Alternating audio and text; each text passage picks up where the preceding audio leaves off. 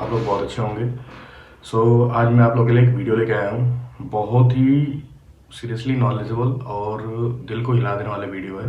जो ध्रुव राठी ने आज वीडियो मतलब पोस्ट तो डाले होंगे, उनको हो गए 2-3 दिन, एक हफ्ता हो गया होगा। लेकिन जो इंडिया के जो डेमोक्रेसी या फिर जो भी इलेक्शन या फिर बहुत सारे जो हमारे इंडिया में क्या कहते हैं जो कमिश्नर हो गए या फिर क्या कहते हैं CGI हो गए या फिर इन ऑल जो भी हमारे इंडिया में भी जो भी रिसेंट में जो भी हमारे PM CM है जो भी हैं, उनके बारे में इतने बढ़िया से समराइज़ किया, इतने बढ़िया से क्या कहते बताया है कि मत पूछो। आप एक बार इस वीडियो को ज़रूर देखना, ठीक है। तो आइए इस वीडियो को हम लोग देखते हैं आज और कुछ नॉलेज लेते हैं, कुछ सीखते हैं। वीडियो को लंबा नहीं करते हैं, आइए देखते हैं वीडियो, फिर उसके बाद से आगे बात करते हैं। तो आइए देखते हैं। नमस्कार दोस्तों, क्या हमारे देश में डेमोक्रेसी खत्म हो चुकी है? ये एक बड़ा सीरियस सवाल है। आप में से कई लोग इस सवाल को सुनकर जवाब देंगे ऑब्वियसली नहीं। हम जिस पॉलिटिकल पार्टी को चाहें उसको वोट दे सकते हैं, जिस पॉलिटिशियन को सबसे ज्यादा वोट मिलते हैं वो पावर में आता है, तो ऑब्वियसली डेमोक्रेसी तो है हमारे देश में। लेकिन ये सवाल इससे कहीं ज्यादा गहरा है। जो मैं आपको आगे इस वीडियो में आज दिखाने वाला हूं वो काफी शॉकिंग होगा। इस वीडियो को देखने के बाद आप सोचने पर मजबूर हो जाओगे इस सवाल का वाकई में सही जवाब क्या है। हालांकि अगर आप इस टाइप के लोगों में से हो जो प्रधानमंत्री मोदी को अपना भगवान मानते हैं, वो भगवान है हमारे, हम उनकी पूजा करते हैं। प्राइम मिनिस्टर मोदी वो हमारे लिए एक अवतार है, वो एक साधारण मनुष्य नहीं है। प्रधानमंत्री इस देश के भगवान विष्णु का अवतार है। या फिर आप इस टाइप के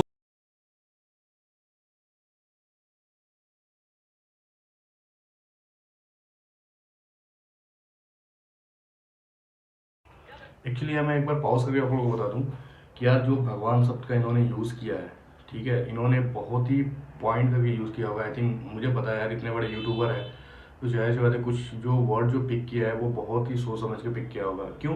क्योंकि यार हर एक इंसान लोगों में से हो जिन्हें लगता है कि मोदी जी ने किया है तो कुछ सोच कर ही किया होगा। आप अपना दिल ऑलरेडी मोदी जी को दे चुके हो। मोदी हमारा पति, हमारा भाई, हमारा बाप, हमारा गुरु है।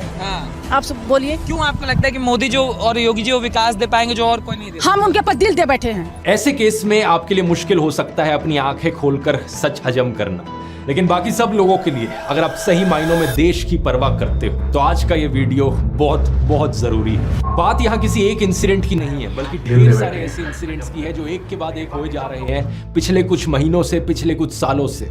वो सारे इंसिडेंट्स जो सिर्फ एक चीज की ओर इशारा करते हैं कि हमारा देश वन नेशन वन पार्टी की ओर आगे बढ़ रहा है। मीडिया से ऑपोजिशन की आवाज को पूरी तरीके से खत्म कर देना, MLAs की हॉर्स ट्रेडिंग, इलेक्टेड सरकारों से पावर छीन लेना नए कानून बनाकर, इन्वेस्टिगेटिव एजेंसीज का वेपनाइजेशन, ED CBI का प्रेशर बनाकर ऑपोजिशन पॉलिटिशियंस को जेल भेज देना, स्टेट गवर्नमेंट्स की वर्किंग में इंटरफेयर करना गवर्नर्स का इस्तेमाल करके, स्टेट गवर्नमेंट से फंड्स को ही विदहोल्ड कर लेना, जनता से प्रोटेस्ट करने का अधिकार ही छीन लेना, और अगर कोई प्रोटेस्ट करे तो उनका टीयर यार यहाँ एक बार हम लोग स्टॉप लेते हैं। ये ED CBI ये जो यार सीरियसली एक देश को चलाने वाले कानून है जो कि वो राइट उनको जजमेंट या फिर राइट वो लेना चाहिए, लेकिन आज के डेट में कोई राइट जजमेंट नहीं हो रहा है।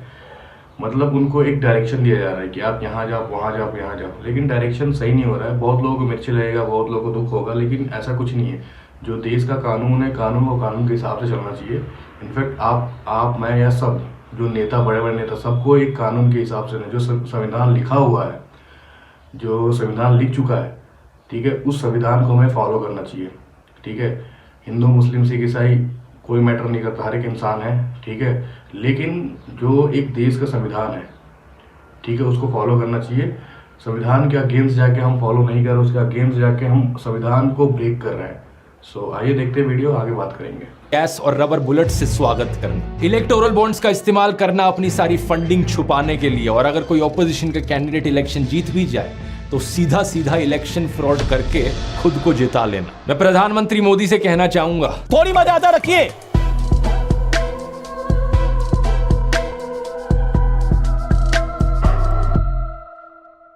डेमोक्रेसी के ऊपर डिस्कशन करने से पहले दोस्तों हमें यह जानना जरूरी है कि डेमोक्रेसी एक्चुअली में होती क्या चीज है। बेसिक कॉन्सेप्ट है, लेकिन ज्यादातर लोगों को इस कॉन्सेप्ट पर बहुत भारी मिसअंडरस्टैंडिंग रहती है। कुछ लोगों को लगता है कि अगर देश में रेगुलरली इलेक्शंस हो रही हैं और आप वोट डालने जा सकते हो तो इसका मतलब देश एक डेमोक्रेटिक देश।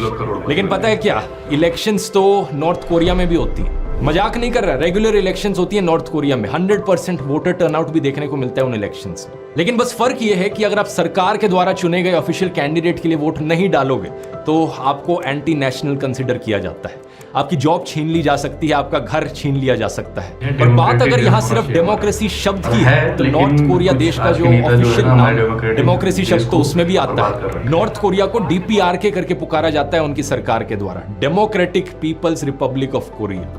लेकिन सच्चाई क्या है तो ये देश एक dictatorship he.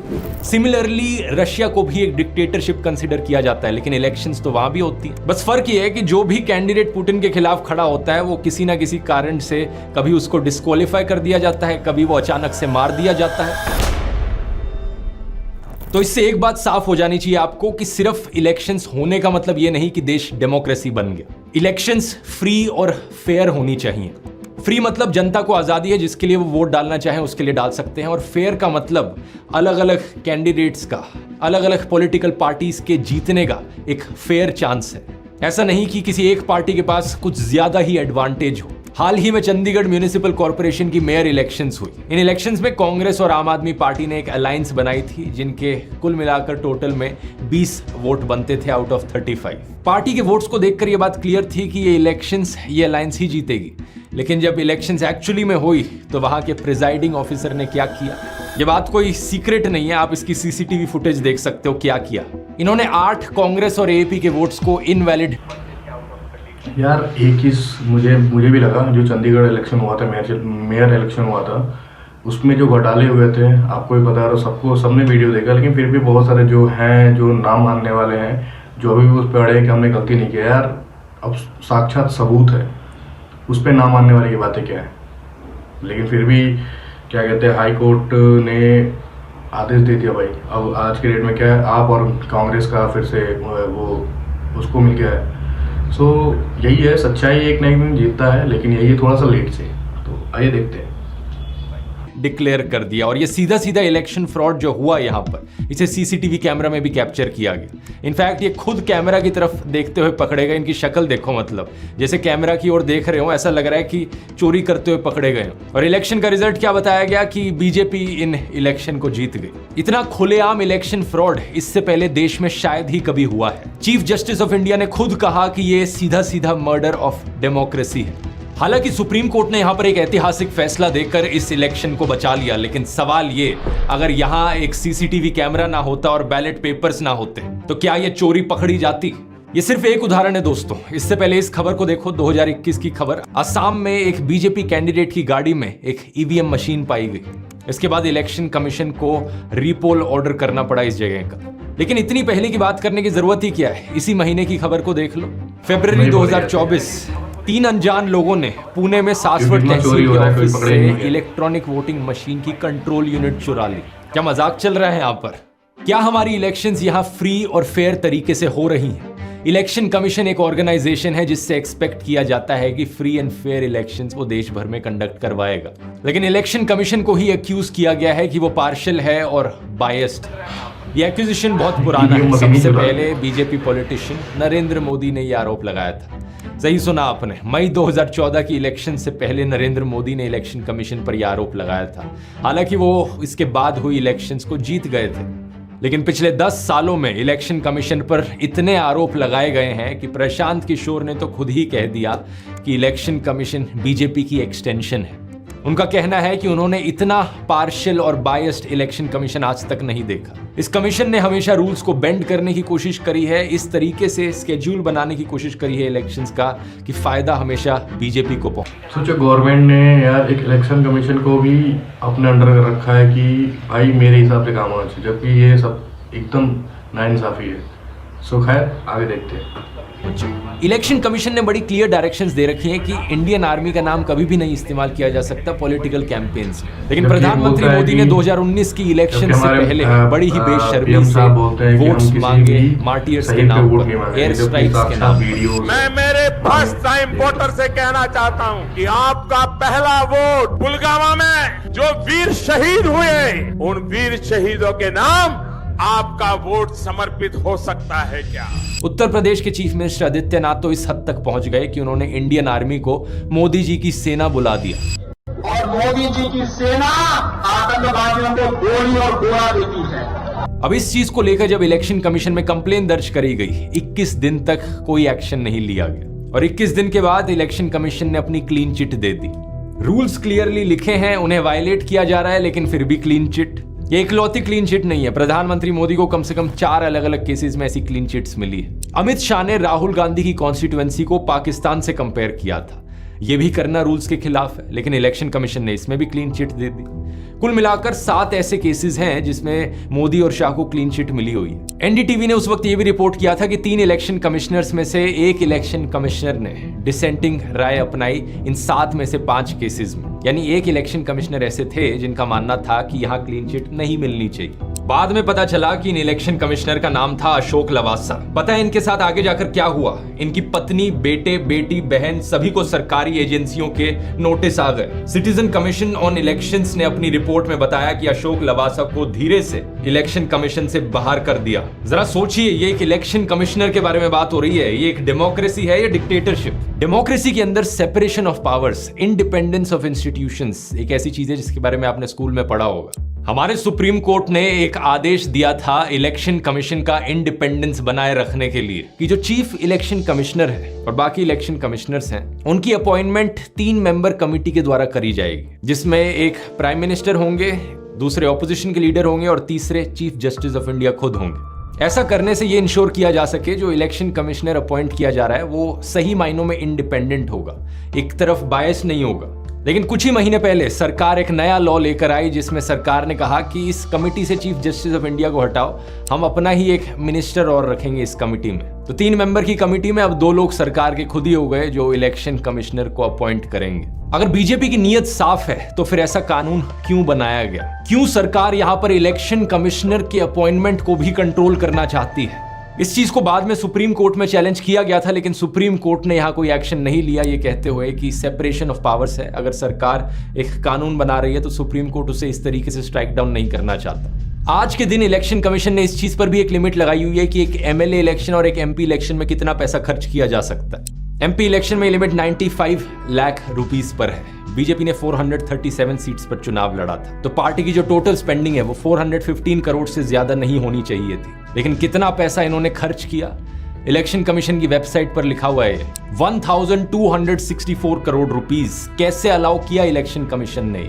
Centre for media studies ने तो यह भी एस्टिमेट किया था कि बीजेपी ने पिछली इलेक्शंस में 27,000 करोड़ रुपए खर्च किए थे, जो कि 45% ऑफ द टोटल एक्सपेंडिचर था। आज के दिन का भी अगर आप डेटा देखोगे 16,000 करोड़ रुपए की इलेक्टोरल बॉन्ड्स वो गरीबों में खर्च होता, तो शायद वो गरीब आज के रेट में, और गरीब क्या यार, हर एक इंसान को उसमें थोड़ा थोड़ा पैसा भी देता ना, इंडियन नागरिक को थोड़ा थोड़ा पैसा देता ना, तो आज वो एक बिजनेसमैन छोड़ हर एक गाँव चौराहे, हर एक गाँव में, हर एक सिटी में, मतलब एक बिजनेसमैन एक अच्छे लेवल पे होता। लेकिन क्या करोगे, जीतने के लिए पैसे इतने 27 कितने 270 अरब बेची गई हैं।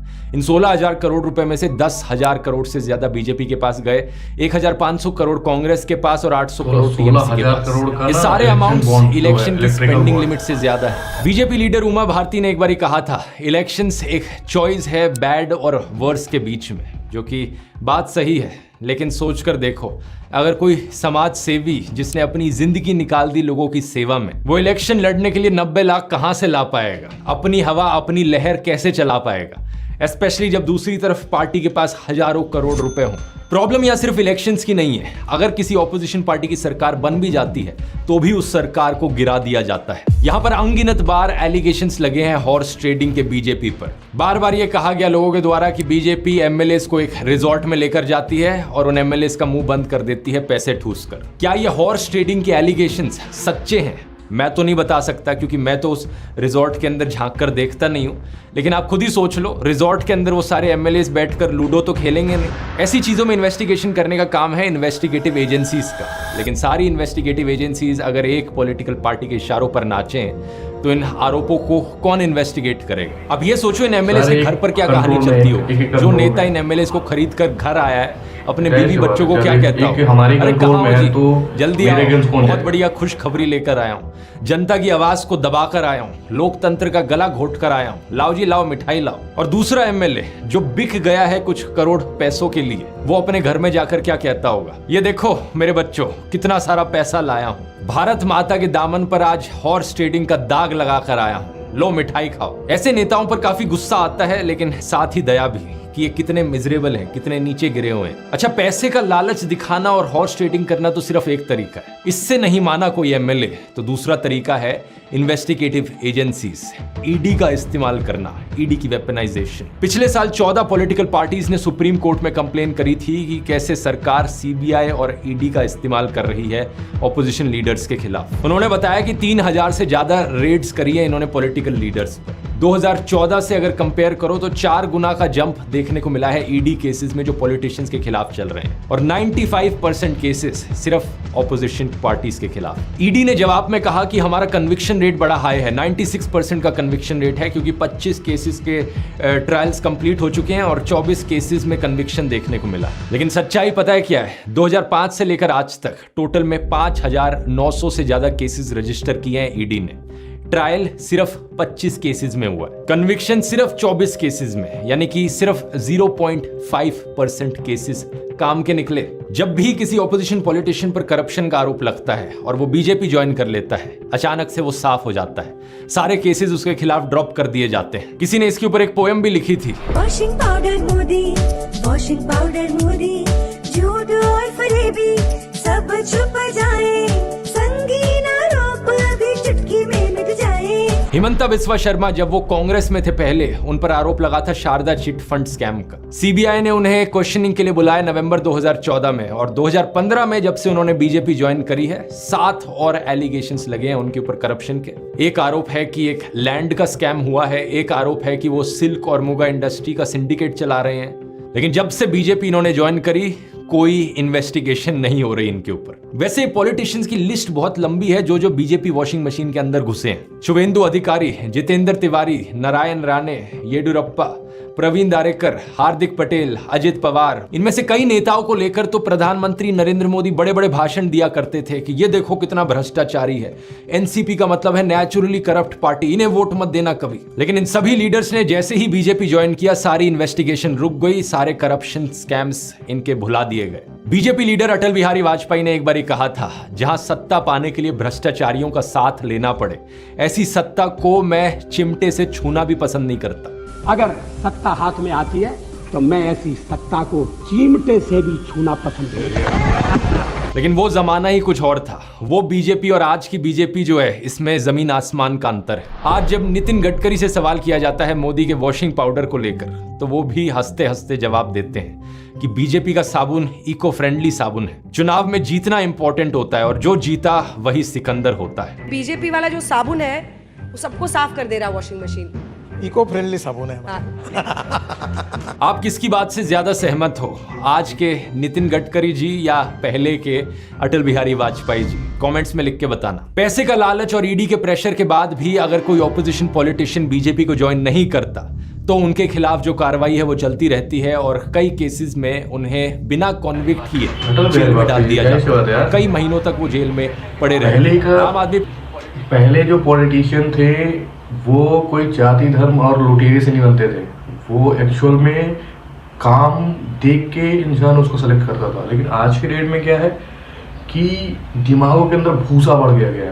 दिमागों को ना, जो माइंड को ना, माइंड जो ब्रेन वॉश होता है ना, ब्रेन वॉश करके इंसानों को अपने हैंड में लाना और उनको कन्वर्ट करके अपने वोट्स। अब वैसे भी आज के डेट में तो कोई क्या कहते हैं, वोटिंग कोई मान ही नहीं रह गया, क्योंकि सारा मशीन हो रहा है, सारा मशीन से। आप भाई जाओ, घर बैठो, वोट तो मेरे पास है, आप जाओ, तो आपका कोई काम नहीं है आज के डेट में, वो खुद गवर्नमेंट कर लेगा। तो आइए देखते हैं।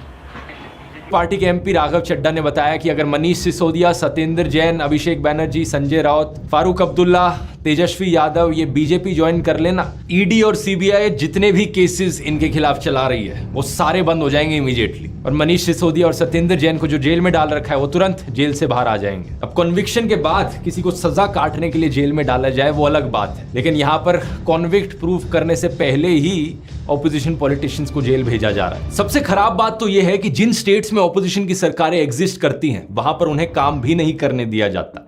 एक नहीं, दो नहीं, बल्कि बहुत सारी अलग अलग स्टेट्स ने बार बार यह आरोप लगाया है मोदी सरकार के ऊपर कि गवर्नर्स का इस्तेमाल करके हमारे डे टू डे अफेयर्स में इंटरफेरेंस करी जा रही है, हमारे कामों पर रोक लगाई जा रही है। वेस्ट बंगाल की सरकार ने ऐसा कहा, बार बार वेस्ट बंगाल के गवर्नर पर यह ब्लेम गया। तमिलनाडु की सरकार ने ऐसा कहा, दिल्ली की सरकार ने ऐसा कहा, केरला की सरकार ने ऐसा कहा। पिछले साल केरला की सरकार ने तो यह तक आरोप लगाया था कि जो हम बिल पास करते हैं हमारे गवर्नर उस पर 2-2 साल तक बैठे रहते हैं, उन बिल्स को अप्रूव ही नहीं होने देते। इस बात को लेकर केरला स्टेट ने सुप्रीम कोर्ट में कंप्लेन भी करी और सुप्रीम कोर्ट ने कहा कि गवर्नर्स इस तरीके से बिल्स पर बैठ नहीं सकते, ये चीज अनकॉन्स्टिट्यूशनल है। दिल्ली में एलजी वर्सेस दिल्ली सरकार के बीच में जो इशू चला है उसके बारे में तो आप कई साल से सुनते आ रहे होंगे। सीएम केजरीवाल ने बार बार कहा है पिछले कई सालों में कि हमें काम नहीं करने दिया जा रहा, एलजी हमारे काम के बीच में इंटरफेरेंस करते हैं। इस बात को लेकर दिल्ली सरकार भी सुप्रीम कोर्ट गई थी और सुप्रीम कोर्ट ने उनके फेवर में डिसीजन भी सुनाया था। सुप्रीम कोर्ट ने वहां पर भी कहा था कि एलजी को इस तरीके से इंटरफेरेंस नहीं करनी चाहिए, असली पावर चुनी गई सरकार के हाथ में।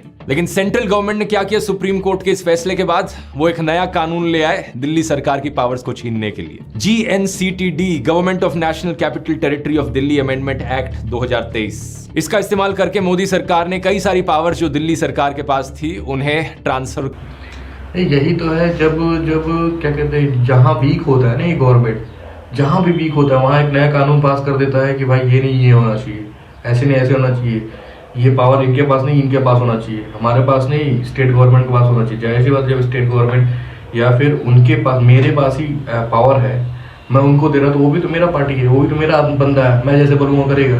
तो वैसे ये बिल पास हो रहा है, जहाँ जब उनको दिया जा रहा है पावर कि भाई तू पावर, अरे जाहिर सी बात है यार, यहाँ तो ये होना चाहिए कि आप इस एरिया के मालिक हो तो ये आपका पावर है, आपको सारा हैंडल करना है, बट नहीं। अब जैसे यूपी में बाबा है, बाबा वहाँ का सीएम है, तो जाहिर सी बात सारा पावर उनके पास है, सारा पावर। क्यों? क्योंकि भाई वो उनके ही घर के लोग हैं ना, आप समझ रहोगे।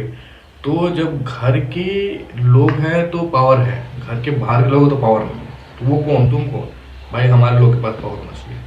भाई कर दिया एलजी के पास।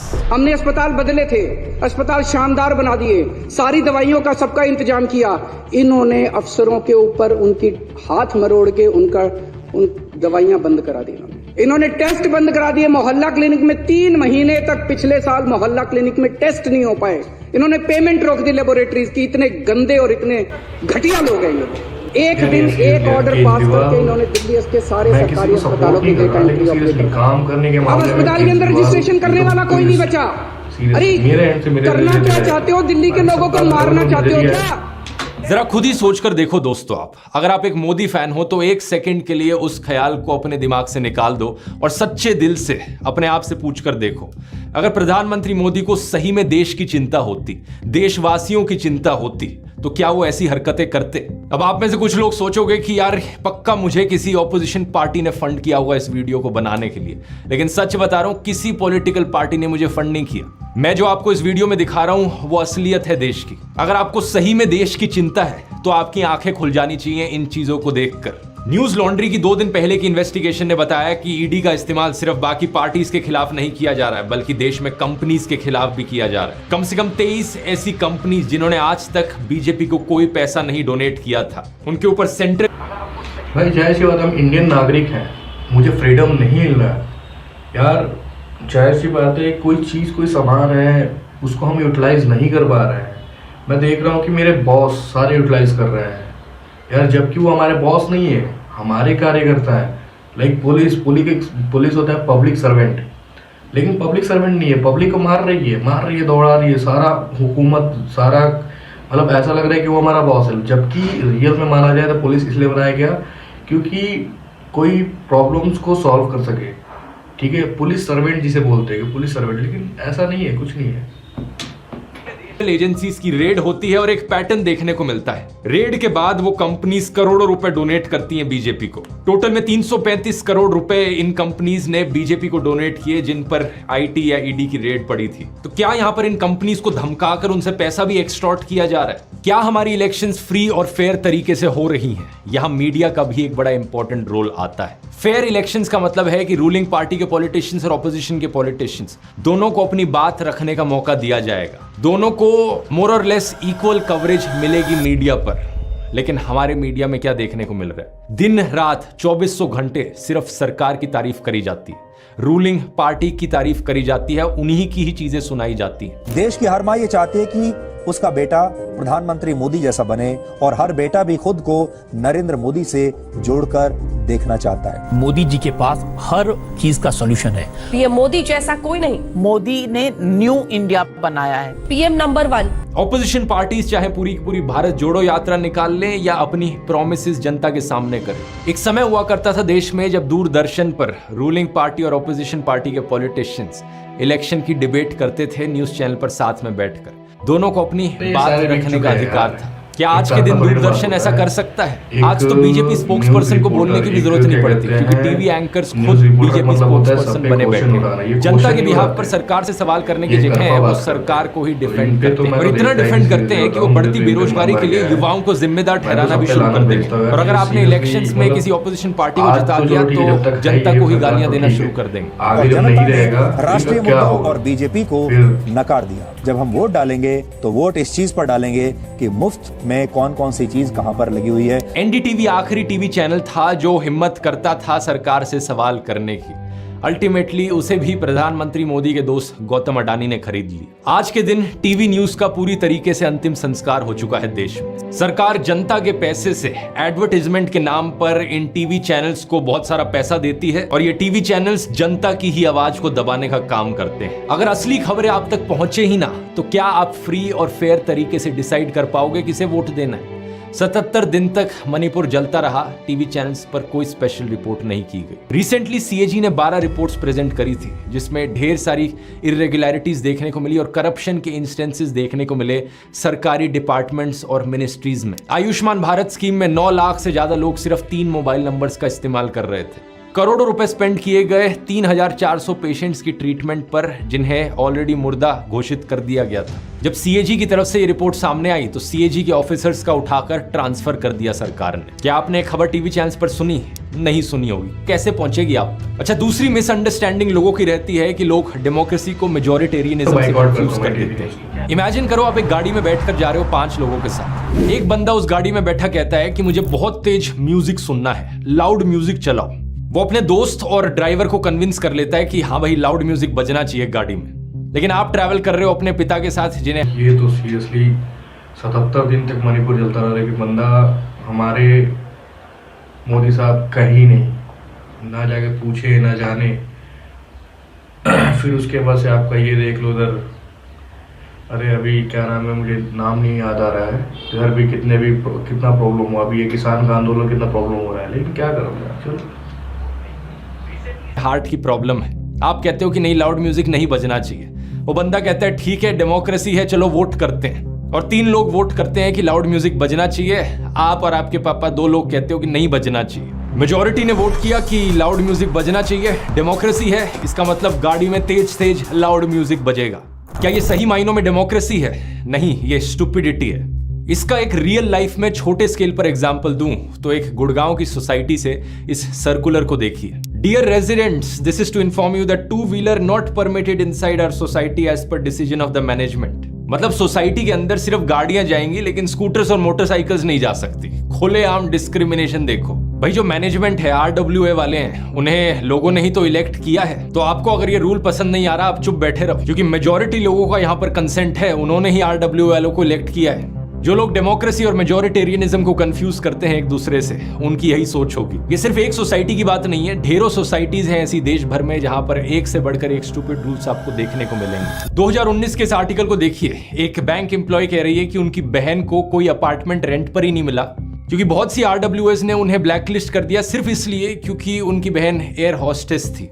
कुछ सोसाइटीज कहती हैं कि हम एयर होस्टेस को अपार्टमेंट रेंट पर नहीं दे सकते अपनी सोसाइटी में क्योंकि उनके ऑड टाइमिंग्स होते हैं। अक्सर ये RWS जो चाहे वो उठपटांग रूल बना देते हैं। जैसे नोएडा की कुछ सोसाइटीज में एंट्री और एग्जिट फीस लगाई गई है कि आप हमारी सोसाइटी में एक अपार्टमेंट रेंट करना चाहते हो तो उसकी एक एंट्री फीस देनी पड़ेगी और जो रेंट आप लैंडलॉर्ड को पे कर रहे हो वो तो वैसे ही पे करोगे, लेकिन और जब छोड़कर जाओगे हमारी सोसाइटी अब एक एग्जिट फीस भी है। देश में लोकल लेवल पर जो मेजॉरिटेरियनिज्म देखने को मिलता है ये RWS उसका सबसे अच्छा उदाहरण है। वैसे यहाँ डेमोक्रेसी और मेजॉरिटेरियनिज्म की बात करते हुए एक ऑडियो बुक मैं आपको रेकमेंड करना चाहूंगा कुकू FM पर, फैशिज्म एंड डेमोक्रेसी। ये जॉर्ज ऑरवेल की बुक अडेप्शन है जो आपको बहुत ही सिंपल भाषा में हिंदी में समझाती है कि डिक्टेटरशिप्स क्या होती है। कुकू FM को नहीं जानते, एक बढ़िया ऑडियो लर्निंग का प्लेटफॉर्म जहां पर आपको ढेर सारी ऑडियो बुक सुनने को मिलेंगी अलग अलग टॉपिक्स पर, चाहे वो हिस्ट्री हो, ज्योग्राफी हो, पॉलिटिक्स हो या फिक्शन हो। आपने अगर अभी तक डाउनलोड करके नहीं देखा है जरूर ट्राई करके देखिए। इसका लिंक नीचे डिस्क्रिप्शन में मिल जाएगा और उसी लिंक में एक स्पेशल 50% ऑफ का कूपन कोड भी मिलेगा।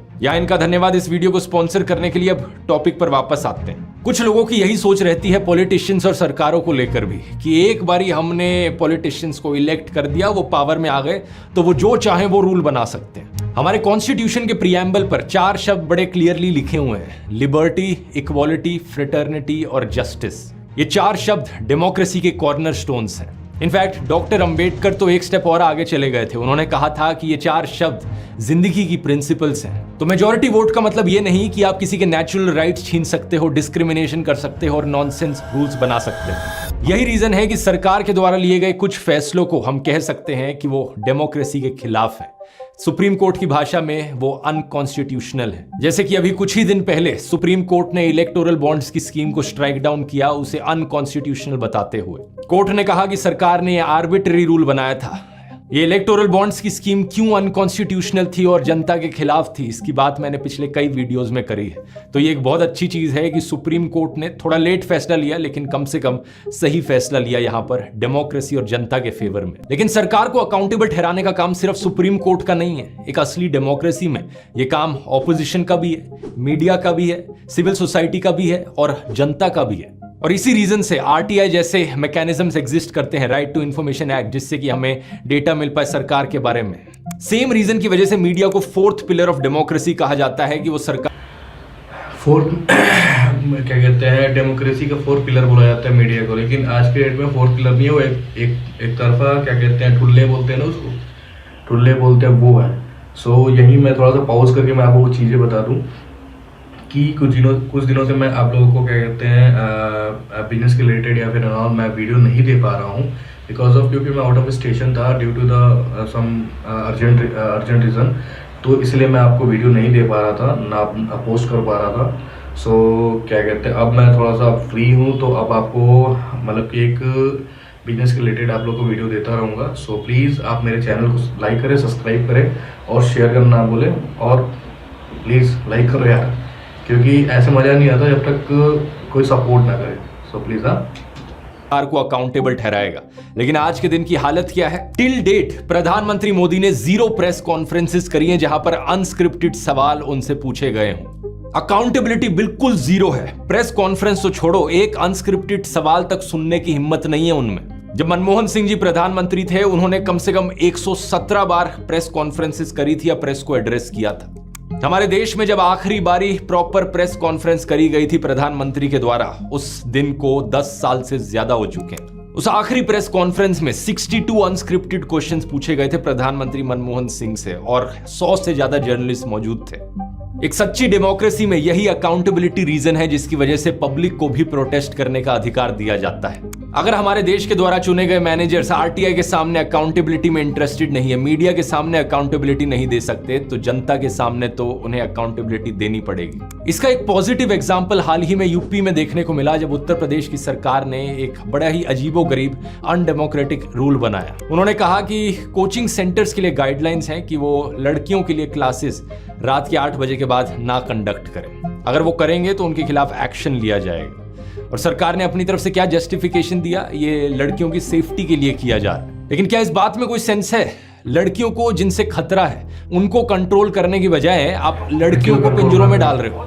बहुत सी सोशल एक्टिविस्ट जैसे कि माला भंडारी ने इसके खिलाफ प्रोटेस्ट किया, इन रूल्स के खिलाफ, और प्रोटेस्ट के बाद यूपी गवर्नमेंट ने इस बैन को वापस भी ले लिया। ये छोटा सा इंसिडेंट दिखाता है कि जनता की क्या ताकत है एक डेमोक्रेसी में। लेकिन अगर लोगों से प्रोटेस्ट करने का अधिकार ही छीन लिया जाए तो हाल ही में जब किसान दोबारा से उतरे सड़कों पर प्रोटेस्ट करने के लिए तो सरकार ने नोकीली कीलों के साथ उनका स्वागत किया। कुछ जगहों पर सड़कों की खुदाई कर दी गई सड़कों को कंप्लीटली ब्लॉक करने के लिए। फिर किसानों के ऊपर रबर बुलेट्स चलाई गई, उनके ऊपर टीयर गैस फेंकी गई, वो भी ड्रोन्स का इस्तेमाल करके, मानो ये कोई वॉर जोन हो। जो फोटोज थी बॉर्डर की क्रॉसिंग की, ऐसा लग रहा था कि देश का ये बॉर्डर हो चाइना के साथ। वहां भी इस तरीके से इंतजाम नहीं किए होते। और खबरों में अब रिपोर्ट किया जा रहा है कि कम से कम 3 किसान अंधे हो गए पुलिस के द्वारा चलाई गई इन रबर बुलेट्स की वजह से।